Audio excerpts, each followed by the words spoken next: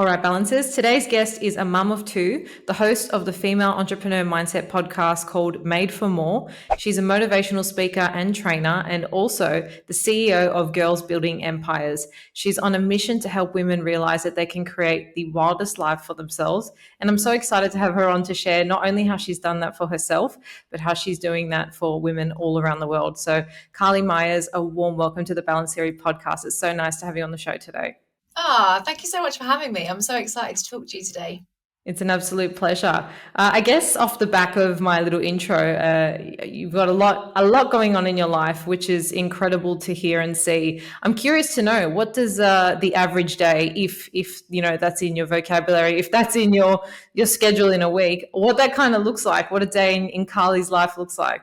There's no average day, really. I would say if you're an entrepreneur and you're a mum, no day looks the same and no day goes to schedule either.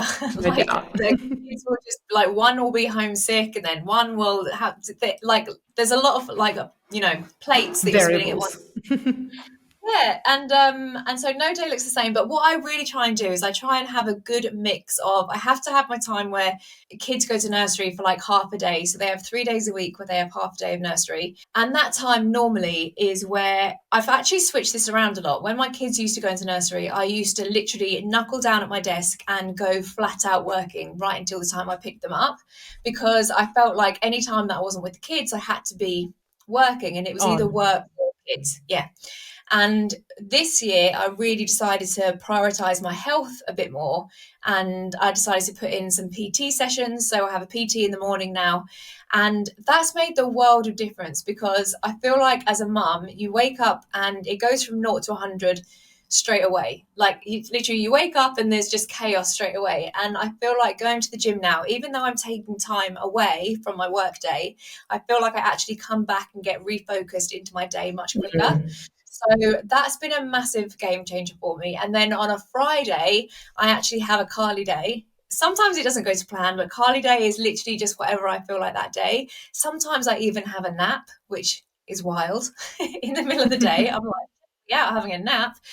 But yeah, I'm just really trying to prioritize myself and my health a lot more this year, which is new to me. That's awesome. And I guess a really great place to start. So just for a bit of context, on the show, we talk about life balance, and a lot of people talk about balance in the context of work-life balance. And that's a formula I really encourage people to move away from. I guess just even when you were speaking just then, you were like, it's either my kids or my work. And I think when we have those strict dichotomies in life, we don't let life happen. We don't allow for, like you said, a Carly day where you can wake up and you can be like, okay, what do I feel like doing right now? Even if we break it down further, right? Like with our movement, what movement feels good to me today? What activities do I need to prioritize today? So really, you've kind of just described, I guess, a version of balance that's working for you right now that has changed in the recent past. I'm curious to know, because I think a lot of the things that people trip up on when it comes to making these changes is kind of this guilt, like, oh, but I should be doing more for my kids, or I should be doing more for my job. And so they don't take that time back, reclaim it for themselves, and invest it into things like their health. Or if they do, that guilt, that kind of guilt is the best way I can describe it, really, is kind of staring at you in the face. Is that something you've experienced? And if so, how do you kind of navigate that to really just take charge of your time and prioritize what's right for you? Guilt is definitely the word. Mum guilt is really, really real. I feel like no matter what you do, however much you justify the fact that you're working for your kids and things like that, you will always feel like you're not doing enough for your kids. But the way that I've got my head around it, and the way that I really look at balance now, is that my week is not perfectly balanced with a perfect amount of each thing. It's not that everything is equal. So I have my workout, I have my time with my partner, I have my kids, I have my work. And that's not all. My week doesn't get 25% equal measures of each of those things, but each of those things is in my week in some capacity. And some weeks it's way more work than kids. And I'm like, this was a rough week. Or some weeks, if it's like half term or one of my kids is sick or something, it's way more kids than work. And I feel like that's how I've been able to get balance, and how I've been able to get my head around the guilt side of things, in knowing that we work and live in seasons, and some seasons of our life are going to be really heavy on one side than the other. But in a couple of weeks, the whole thing's going to switch around again. And I do find, even if like in my day, if I'm working in the daytime, then as soon as I pick the kids up, I really try as much as I can to then just switch off, and that time's with the kids. It's not always, it's easier said than done sometimes. Sometimes my brain is Sure. still in my office.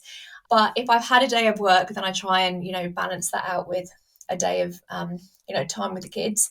But Yeah. I think, yeah, it's just not striving for those equal measures, and just knowing that if Mm. you're, as long as your calendar has all the things that are important to you in there in some capacity, then that's a good, life of balance. I think so. Yeah, I absolutely agree. And one of the things we talk about a lot on the show is getting clear on your priorities, which is exactly what you've just spoken about. And once you're clear on those priorities, they're the things that go in your calendar first. And I think if we almost have this expectation that they have to be equal, so that's why I don't like the work life balance formula, because it almost gives you this pressure to be like work and life have to be 50-50. And, if you run a business or even just have a 9 to 5 job already, that's like 70% of your week.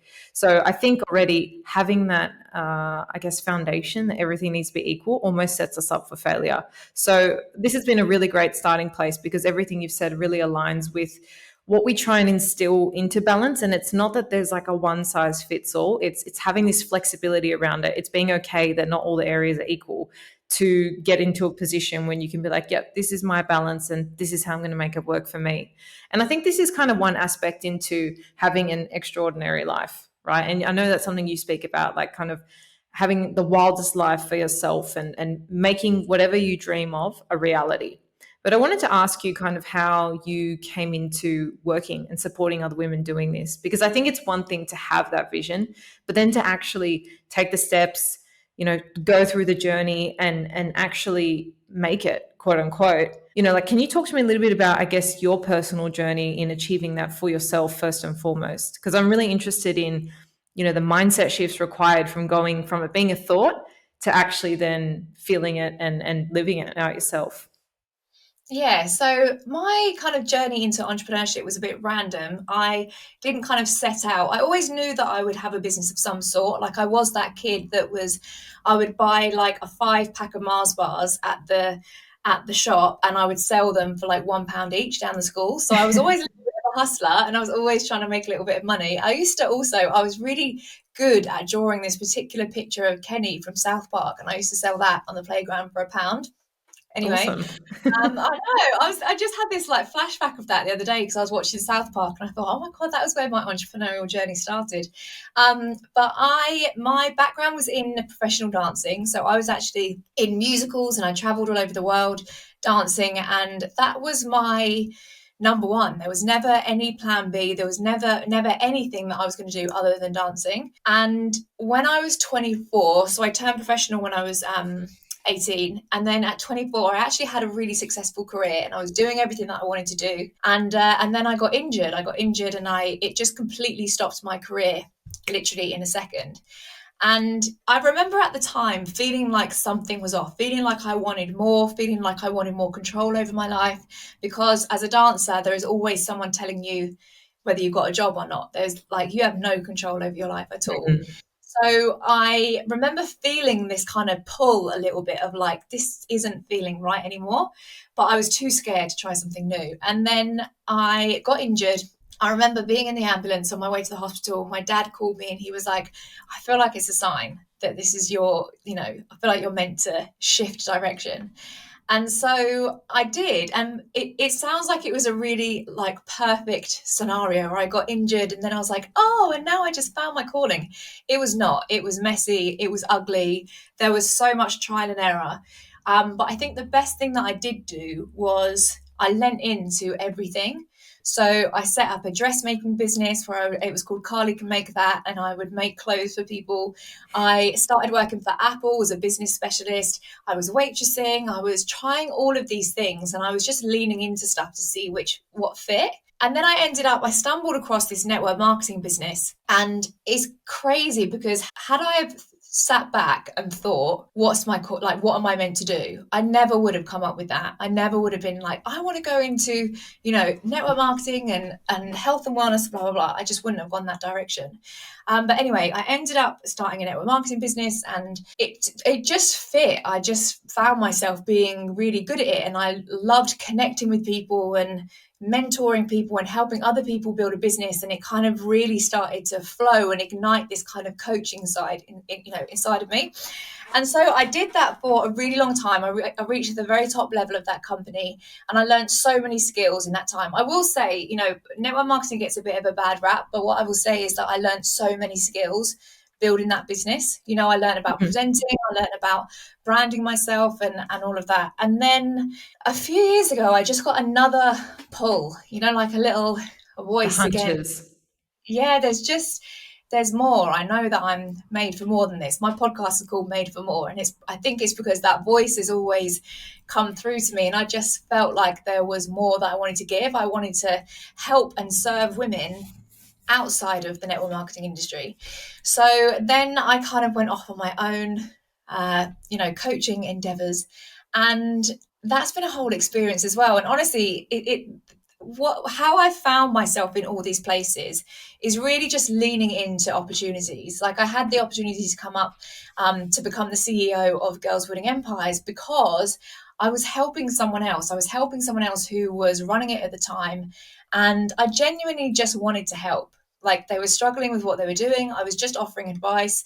And then the opportunity came up for me to take it over, which was crazy at the time. But I think what I've always done is lent into being open to opportunities, saying yes before I'm ready, and being like, I'll figure it out. Like I'll just jump in and I'll figure it out. And if it feels great, then great. If it doesn't fit, then it doesn't fit. But I'm sure I'll learn something. So I always jump into stuff. And just always leading with service. Like I just feel like if I help and I genuinely care about the people that I'm trying to help, then only good is going to come from that. So yeah, that's a really long-winded answer, but it's No, kind no, of there was no, it's great. I think there was no real kind of thought out plan. I think so many Yeah. people, especially in the early stages of their business, they get so paralyzed trying to map it all out. And mine looks nothing like how I thought it would. Even a year ago, Girls Building Empires was not on my radar at all. So my advice is always to just kind of get out of your head and lead with your heart more, lead with the feelings. If you get that pull, if you get that calling saying, I think you're made for more, then listen to it, lean into it, and have the courage to pursue it, because that's where you end up Mm. exactly where you should be. Yeah, and there's something I really like about not having like a fixed or rigid plan, because sometimes when we sit down, right, and we're like, well, what's my purpose? What's the true calling, the thing I'm meant to be doing? Like you said, the word paralyzing, it can feel exactly that. It can feel really like uncertain. You're unsure kind of where to even start, and the whole thing just gets really overwhelming, as opposed to just being open-minded, leaning into those intuitive moments. That's kind of what I call them. And I've absolutely had them. I mean, one of them being to start my podcast was an intuitive calling. It made no sense. I was a lawyer at the time. Yeah, I was interested in health and fitness, but I kind of wasn't even listening to podcasts at the time. So I was like, this is so random, but I had a pull, and nothing but incredible things have come from it. So I think leaning into those intuitive moments. One thing I will say as well is they often feel scary and sometimes they make no sense. But I feel like Mm-hmm. if you just approach it with an openness, I mean, you're either going to be in the same position that you're in now or something else will come from it. So you kind of have nothing to lose. Let's talk to the people listening who maybe they already have an idea of what they want to do. So perhaps they're not in a situation where they're like, I'm still looking for that thing. I need to be open and I need to kind of experiment, put myself out there. I feel like that might be one camp of people. The other camp might be people listening who they're go-getters, they know what they want, but that future, that reality feels really far from them right now. And they feel like they kind of battle, or I guess go in between, feeling really motivated and driven and clear on where they're going, and then bouncing in between that and a bit of self-doubt. And they're kind of, the only way I can describe it is getting in their own way, because we're the only ones that think of these limitations and hurdles in our own mind. What would you say to those people listening who really grapple between the ebb and flow between those two things? Is that kind of, in your opinion, a normal part of the experience and it's just about having tools to kind of navigate that? Or is that indicative of maybe some deeper work we need to do? Like, can you kind of talk to that a little bit? Yeah, I mean, the in and out is a really normal part of entrepreneurship. I think sometimes people are really searching for this blissful state that they see people on Instagram, and it just seems so like effortless and they wake up and they're so excited to do all the tasks that need to be done in their business. Most of the time, it's not that. It really is not. And I'm actually doing a training on this, talking about kind of getting out of your own way and getting out of the feeling of Mm. being stuck. People feel like they're stuck, but they're really not stuck. That really comes down to a few things. It's normally procrastination, Mm. perfectionism, overwhelm, and imposter syndrome. Those four things are normally the things that are helping you feel or making you feel stuck. And the feeling of stuck, I think the reason why people feel that way is that a lot of the time people are chasing this high. So when you start something new, it's actually called the Dunning-Kruger effect. When you are starting something new, maybe you're joining a new course, maybe you've started a podcast, maybe you have just got a new job, maybe you've just moved somewhere, whatever it is, you are full of so much confidence and hope because you're like, oh, this is the thing. This is it. It's going to feel amazing. I'm so excited about it. I can see that I'm going to do really well in it. And there's so much hope and excitement around it. And then as you start to lean into that a little bit more and you start to learn more about it, you realize there's a lot to learn here. Wow, okay, there's more to learn here than I thought. And you think, oh, this is actually harder than I thought, or this is going to take longer than I thought, because that's the reality of everything, right? These overnight success things don't really, they don't Don't exist, and exist. things take longer and feel so much harder than we thought. So the reality hits, and you're like, damn it, this thing that I thought was going to be the answer to all of my problems is actually the same as everything else. I still have to do the same work. And so you find yourself in the kind of the bottom of this slump. You start at the top of this hill, you find yourself at the bottom of this slump, and you feel like this is wrong because you're like, damn it. Like, in contrast to how you felt up there, you feel like this is wrong. I don't feel good. I don't like this feeling in my business. I want to go back to that high. So you start something Mm. new, get a new course. So you read another book. So you invest in another coach. And there's so many things where you just go around in circles chasing this high. And inevitably, you always come back to that same point of feeling stuck. But the truth is, you're not actually stuck. You're just in the very real part of business.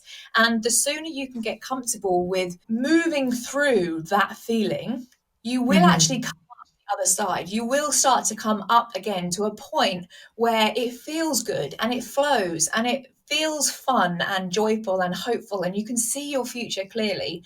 But you can only Mm. get to that point genuinely if you move through that feeling. And that feeling of feeling stuck is having the courage to do all the things that scare you and do all the things that push you out of your comfort zone and do the things that you don't want to do. Honestly, I think most of success in business is about discipline and disciplining yourself to do the things that you don't want to do, and disciplining yourself to not just do all the tick box stuff. Like I talk about this with procrastination. Procrastination is really just avoiding the things that you know you need to do to move your business forward.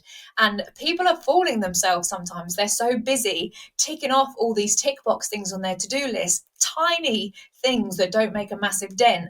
But because every time you tick it off, you get a little rush and you're like, oh, Little dopamine hit. 10 things today, and nothing is big, nothing's really making a massive dent. But you kind of get, again, you're chasing that high. So I feel like Mm. if you're in that place of feeling like, oh, I just don't know if this feels right, ask yourself, are you chasing that high? And if you were to move through this process that you're in right now, if you were to, I always think of it, like walking through mud. That's kind of how it's heavy, it's thick, it's, Mm. laborious, it's mundane a lot of the time. But if you have the discipline to move through this bit, ask yourself, if I was to come out the other end of this, would I be happy? Like, because it's so easy to think this doesn't feel good anymore, this isn't the right business for me. But if you can just put yourself 3 or 6 months ahead and think, if I was to come out of this though, would I still be happy in this business? Is this still the business that I want to do? And if it is, Mm. then you just got to get your head down, just wade Yeah. through that and just understand that this is business, this is Yeah. entrepreneurship. It's Yeah. mucky. And I think everything you've said definitely like applies to people, not only entrepreneurs, but just people in new jobs or just change of role, just in general, like anything, new relationships, anything that is challenging. I think the first step is accepting that that is a normal part of a life experience, especially new experiences, right? Where you feel out of your comfort zone, it's uncomfortable, it's not familiar. And then to the second point of just being able to move through it, I think that's why, not everyone is quote unquote successful. Not everybody has top rated or most financially successful businesses. Not everyone is in a CEO role, because I think it takes a certain character to really push through those moments. And I think that's why a lot of people give up. But let's talk specifically to that now. I mean, one thing I want to say is I think a bit of an antithesis to that paralysis, that feeling of being stuck in the mud for me, is just taking action and continuing to take action until I prove to myself, like, hey, like, girl, you're doing this, you're good, until I get over like the emotions of self-doubt or whatever it is I'm struggling with. For you, or in your experience, it might be action. Is there anything else that for you kind of gets you through that stuckness? I think it's two things. I mean, 100% is action. I'm like the queen of taking messy action. I always say yes and jump in and figure it out as I go. Because if you've got two people that are, one person who's sitting back and waiting till everything's perfect before they take action, the person who has just jumped in and figured it out is already steps ahead because they've learned 10 lessons by the time that person's just, put themselves out there for the first time. So action is 100% the number one. And every time, exactly like you said, you prove to yourself that you can do it. And every time you keep to your own promises, you add a layer of self-belief. People think that self-belief is an external thing, and it's because, we have no self-belief because our boyfriend or our teacher or our parents made us feel a certain way, but it's not. It's our actions that build up our own self-belief. And you can completely retrain your brain to say that you do anything you set your mind to. And if you can retrain your brain to have that narrative, then you will achieve anything that you set your mind to. So action is definitely a big part of it. But also, there's a couple of things. I think getting really clear on, why it is you're doing it again and why you started. People will be like, I want 6 figures. Well, 6 figures is fine. If you want 10K a month, how does that impact you? Like, why do you want 10K? How does that physically impact your day today? If you were to get 10K today, how would your day tomorrow look? And I think getting really clear on how achieving these things is going to impact your day and how it's going to impact your life is really, really important. Understanding why you do it and making sure that it's a goal for you. It's not a goal for someone else. You're not doing it to impress someone else or because you think someone else will love you more or be impressed by you if you achieve it. It has to directly impact you. So I think getting really clear on your why. And also, I think the reason why we feel stuck is often because we set this goal so far in the future that we are working away, and the time from like the time you set that goal to the point that you achieve it is such a long time to actually celebrate your efforts. It feels like your efforts are for nothing. So a big change that I made was actually by breaking down all of my goals into tiny, tiny goals, and I celebrate every single goal properly. Even if it's the end of the week or if it's the end of 2 weeks, I have a kind of like celebration ritual that I do, and I really mark my efforts. And I always have my big vision, but instead of celebrating once every 2 years, I'm celebrating once every week. And that feels so much better. Again, if you've been chasing that dopamine hit, then, it feels good to do that. But it just feels like your efforts are actually going somewhere. And that's been a big thing for me. I love that so much because it's so true. Like, you lose sight of all the efforts that you're putting in the short term. That it's the 1% every day that adds up, but sometimes the 1% doesn't feel like a lot. So I think that's a really beautiful tip for people. I think it also keeps you very connected to your why. Like, we often think that getting that thing will make us happy, make our whole lives. But when you get that thing, you're probably going to set another goal, or the goalpost shifts, right? And then you realize it's all about the journey. It's about the tough days. It's about what you learn along the way. So having those regular check-ins, even if it's celebrating the small wins, keeps you connected with your why. And I love what you mentioned about, the why can't be for an external thing.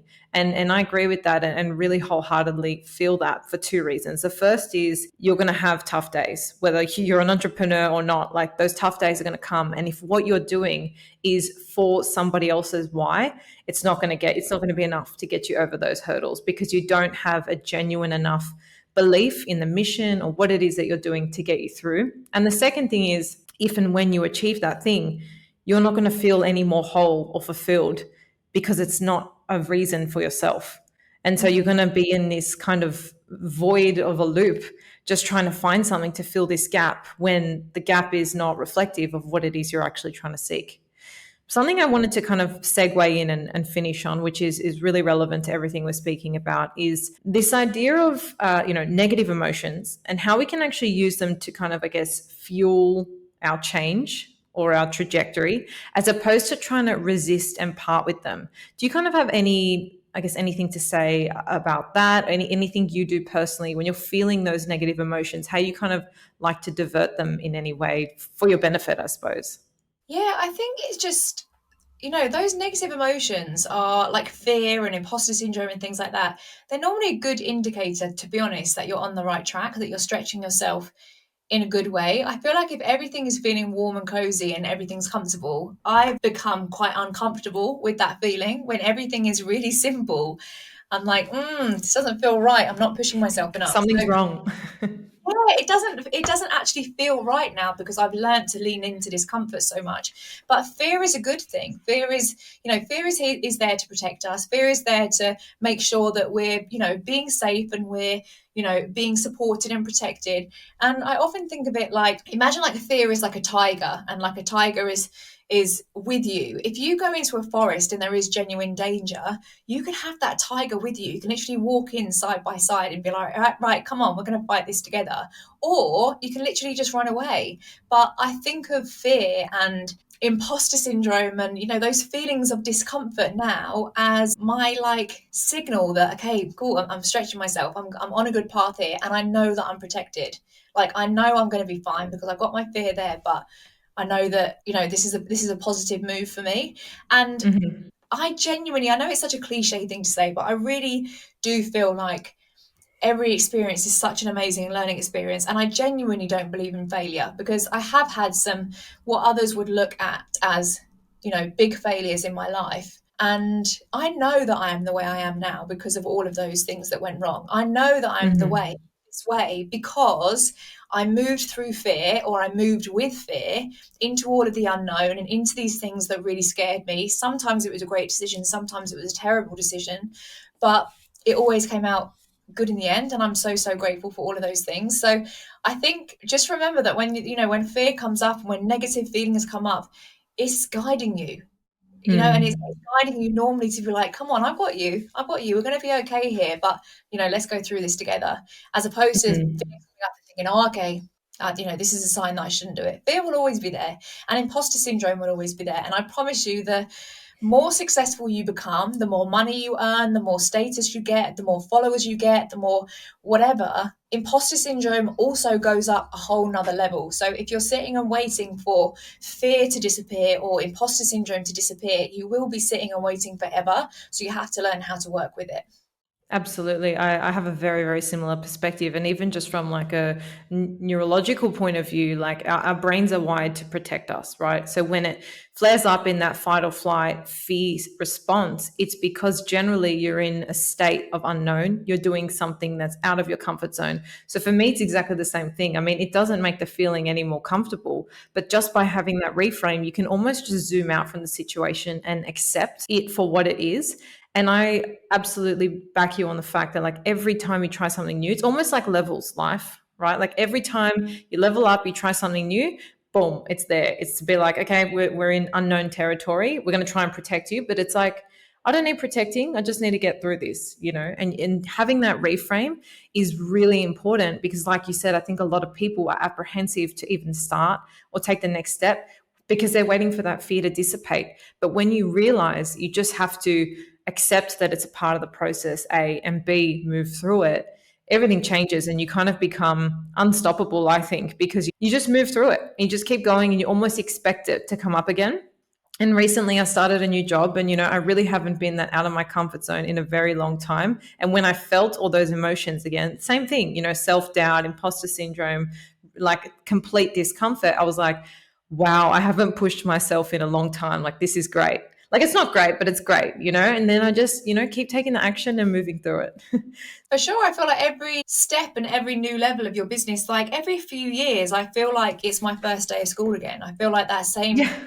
feeling like I've just stepped into the world of entrepreneurship. I have those resets every few years with new, directions that I take and new things that I take on. And, that feeling of starting again is very real. So I think it's a good sign, exactly like you say, and you just got to lean into it and know that only good is going to come from that. Absolutely. Well, I think that's a great place to end our chat on. I want to thank you so much for coming on the show today. I know everyone would have gotten a lot out of it, and it was really nice to chat and get to know you. But for the listeners who want to connect with you, follow along, where's the best place I can do so? And I'll pop some links in the show notes. Well, my personal Instagram is Carly Myers Life. That's a lot more of my mum stuff. My obviously Girls Building Empires is our Instagram. There's loads of good stuff on there. And then my podcast is Made for More as well. That's where I'd love to see you. Awesome. Well, I'll pop links to all of that below. Thank you so much for your time. And I look forward to seeing what the next year or two onwards holds for you and the project as well. Yay. Thank you so much. To you too. Thank you so much. You're a great interviewer, by the way. It was amazing. Thank Thank you. you.